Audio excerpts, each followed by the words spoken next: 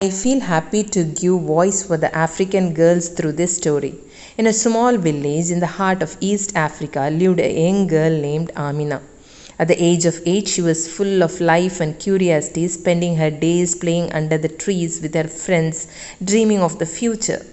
One sunny afternoon, Amina's mother, Fatima, called her inside. There was a seriousness in her voice that Amina rarely heard. As Amina entered their modest home, she noticed several older women from the village gathered there, whispering amongst themselves. Amina, today you will undergo a special ceremony that will make you a woman, Fatima said gently, though her eyes revealed a hint of sorrow.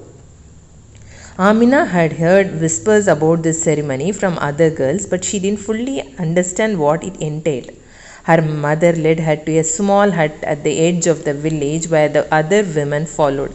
Inside, the air was thick with the smell of herbs and incense.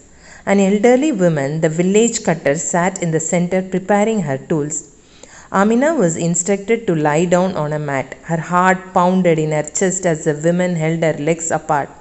The cutter approached with a sharp blade. Amina screamed in pain as the cutter began her work, removing the clitoris and the labia minora. The pain was unlike anything she had ever experienced, and it seemed to last forever.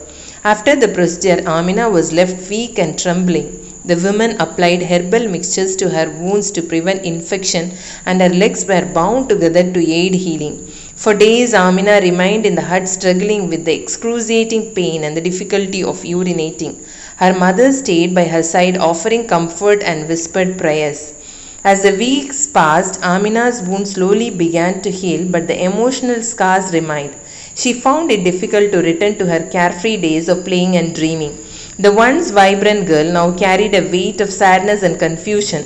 She wondered why something that caused so much pain was considered necessary for becoming a woman. Over time, Amina learned to live with her new reality. The other girls in the village who had undergone the same ritual shared their experiences, and together they formed a silent bond of understanding. By deep down, Amina knew that this tradition, steeped in cultural beliefs and societal expectations, was something she would never fully accept. Years later, Amina, now a young woman, decided to speak out against the practice. She joined a group of activists dedicated to ending FGM in their community. They traveled from village to village, educating families about the physical and emotional harm caused by the ritual. Slowly but surely, their message began to resonate. Amina's village was one of the first to publicly declare an end to the practice of FGM. It was a long and challenging journey, but Amina's courage and determination helped pave the way for a new generation of girls to grow up without the fear of this painful rite of passage.